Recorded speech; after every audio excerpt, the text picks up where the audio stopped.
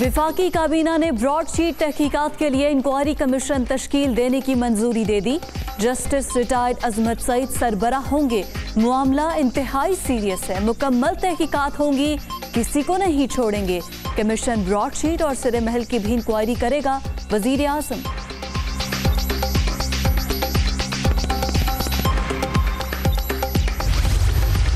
ये अफसोस की बात है कि आज वो अदारा जो एहतसाब का अदारा समझा जाता है, आज वो खुद काबिल एहतसाब है, लेकिन उससे पूछने वाला कोई नहीं। ये ब्रॉडशीट तो सिर्फ एक केस है नैब का। नैब का रिकॉर्ड अगर अवाम के सामने आएगा, आपको सैकड़ों ऐसे केस मिलेंगे। आपको नाइंसाफ़ियों की एक दास्तान मिलेगी, आपको करप्शन की एक दास्तान मिलेगी। एहतसाब का इदारा आज खुद काबिल एहतसाब, इनसे पूछने वाला कोई नहीं। ब्रॉडशीट दस्तावेज़ात का बहुत छोटा हिस्सा आवाम के सामने आया। हिम्मत है तो तफसीलात लाएं, बड़े बड़े नाम मंजर आम पर आएंगे। शाहिद खाकान अब्बासी। आपके खिलाफ प्रोपेगेंडा सिर्फ वो लोग कर रहे हैं जिनके खिलाफ या इंक्वायरी चल रही है, या इन्वेस्टिगेशन हो रही है, या किसी न किसी अदालत में उनका रेफरेंस पड़ा हुआ है। अगर ये साबित हो जाए कि हमारा कोई एक ताजिर भी नैब के किसी केस की वजह से मुल्क छोड़ के चला गया है, तो मैं यहाँ से नैब के दफ्तर जाने की बजाय मैं घर चले जाऊँगा। जिनके खिलाफ मुकदमात वही प्रोपेगेंडा कर रहे हैं, किसी शोबे में बेजा मुदाखलत नहीं की। साबित हो जाए एक भी ताजिर नैब के खौफ से मुल्क छोड़कर गया तो घर चला जाऊंगा। शिकायत का अजाला करेंगे। किसी किस्म के ज़ाती इंतकाम या सियासी इंजीनियरिंग का सवाल ही पैदा नहीं होता। एहतसाब के शफाफ अमल पर यकीन रखते हैं चेयरमैन नैब जावेद इकबाल। इस्लामाबाद का F9 पार्क गिरवी रखने से बच गया। वजीर आजम अवाम को पार्क गिरवी रखवाने की तजवीज़ पर बरहम। अगर ये अलामती है तो वजीर आजम हाउस गिरवी रखवा देते हैं। इमरान खान ने सेक्रेटरी फाइनेंस को झाड़ पिला दी। वजारत खजाना को इस्लामाबाद क्लब के एवज सुकूक बॉन्ड्स के इजरा की समरी पेश करने की हिदायत।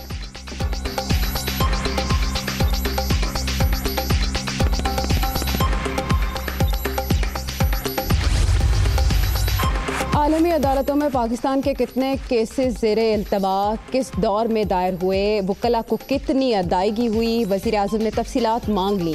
7 साल में $30 करोड़ अदा करके एक भी केस जीत नहीं सके। वफाकी वज़ीर फवाद चौधरी की काबीना इजलास में गुफ्तगू।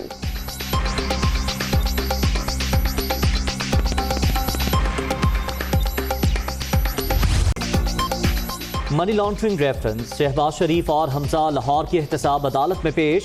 अपोजिशन लीडर ने चीन के सफीर का तारीफी खत अदालत में पेश कर दिया। चिट्ठी पढ़ने पर प्रोसिक्यूशन का एतराज। दोनों रहनुमाओं के जुडिशल रिमांड में 2 फरवरी तक तौसील।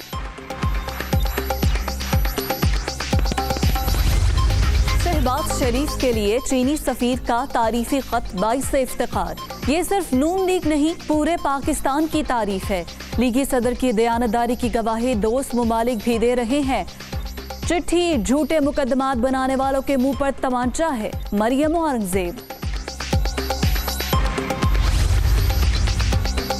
कतरी हो या चीनी, खतों पर सियासत नून लीग के लिए नई नहीं। खुतूत दिखाने के बजाय टीटीज की रसीदें दें। ज़माना बदल चुका, अब 90s की दहाई की सियासी शोबदाबाजी नहीं चलेगी। शहबाज गिल का मरियम औरंगजेब के बयान पर रद्द-ए-अमल। फजलुर रहमान का आसिफ जरदारी से टेलीफोनिक राबता। सियासी सूरत हाल पर बातचीत।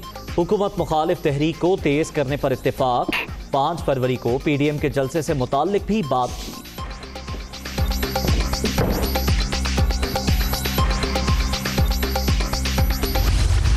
जी मोअज़्ज़िज़ अराकीन, आपसे गुजारिश है कि जिन भी अराकीन की मेंबरशिप असासे जात जो इलेक्शन कमीशन ने मांगे हैं उस जमा ना कराने की वजह से सस्पेंड है, वो हाउस में तशरीफ़ ना कमीशन से नोटिफिकेशन करवाने के बाद हाउस में बैठने के मजाज हों। पहले गोशवारे जमा कराओ, फिर इजलास में शिरकत करो। डिप्टी स्पीकर कौमी असम्बली ने मुअत्तल अराकीन को इजलास में बैठने से रोक दिया। रुकनियत बहाल होने के बाद शिरकत कर सकते हैं, डिप्टी स्पीकर की रूलिंग।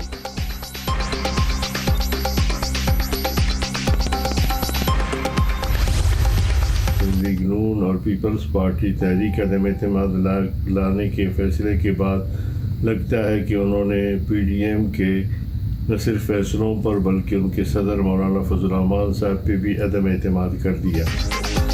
पार्लियामेंट में अदम एतमाद तहरीक आए या ना आए, नून लीग और पीपल्स पार्टी ने मौलाना फजल रहमान पर अदम एतमाद कर दिया। मरियम और बिलावल के हाथों मौलाना की जेब कट गई। रहनुमा जमीयत उलमा इस्लाम हाफिज हुसैन अहमद का वीडियो बयान।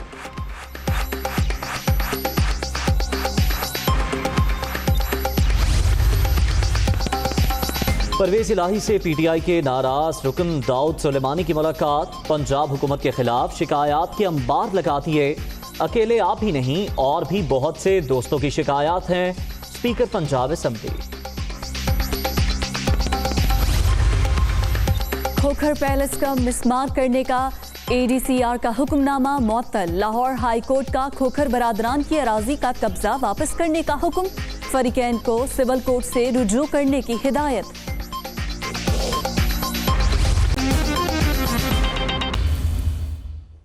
सियासी मंजरनामे में सबसे पहले बात करेंगे वजीर आजम इमरान खान की जेर सदारत विफाकी काबीना का इजलास। ब्रॉडशीट तहकीकात के लिए इंक्वायरी कमीशन तश्कील देने की मंजूरी। जस्टिस रिटायर्ड अजमत सईद इंक्वायरी कमीशन के सरबराह होंगे।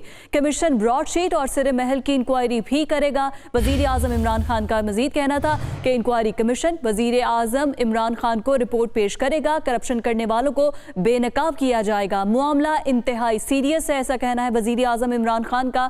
मजीद कहा कि किसी को नहीं छोड़ेंगे। इंक्वायरी कमीशन ब्रॉडशीट के मामले की जामे तहकीकात करेगी।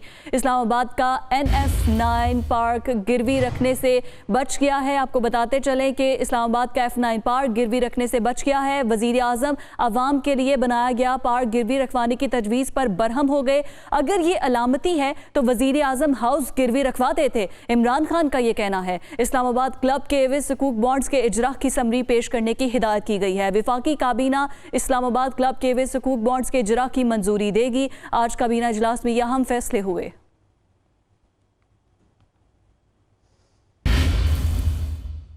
और ब्रॉडशीट पर इंक्वायरी कमीशन का मकसद मुजरिमों को बेनकाब करना है, ऐसा कहना है शिबली फराज का। हक़ाइक़ अवाम के सामने रखना चाहते हैं। विफाकी वज़ीर इत्तलात ने मजीद कहा कि NRO की वजह से पाकिस्तान को बहुत नुकसान पहुंचा है। फॉरेन फंडिंग का इल्ज़ाम लगाने वाले अब खुद फंस चुके हैं। वज़ीर आज़म ने तो फॉरेन फंडिंग की ओपन समात का मुतालबा किया है। PDM की तहरीक ख़त्म हो गई है। मजीद शिबली फराज ने कहा कि PDM का बुनियादी मकसद सिर्फ NRO लेना है। शाहिद खाकान अब्बासी किस मुंह से कहते हैं कि नैब को बंद कर दें? जिसने चोरी नहीं की उसे कोई मसला नहीं होना चाहिए है, और बिजली की कीमतों को नहीं बढ़ाएंगे तो सर्कुलर डेट बढ़ जाएगा। मजीद उन्होंने कहा कि साबिक हुकूमत के गलत मुआहिदों की वजह से बहुत नुकसान हुआ। साबिक वज़ीर-ए-आज़म शाहिद खाकान अब्बासी का कहना है कि ब्रॉडशीट दस्तावेज़ात का बहुत छोटा हिस्सा आवाम के सामने आया। हिम्मत है तो तफसीलात लाएं, बड़े बड़े नाम मंजर आम पर आएंगे। एहतसाब का इदारा समझे जाने वाला आज खुद काबिल एहतसाब है, इनसे पूछने वाला कोई नहीं। शाहिद खाकान अब्बासी इस्लामाबाद में मीडिया से गुफ्तगू कर रहे थे। अगर आप में भी जुर्रत है तो ब्रॉडशीट के तमाम कागजात, तमाम दस्तावेजात जो नैब के पास हैं, पाकिस्तान के अवाम के सामने रखें। बड़े बड़े पर्दा नशीनों के नाम आएंगे, बड़ी बड़ी बातें सामने आएंगी। जिस मुल्क में नाइंसाफ़ी है वो नहीं चलता। इंसाफ होना भी चाहिए और होता हुआ नज़र भी आना चाहिए।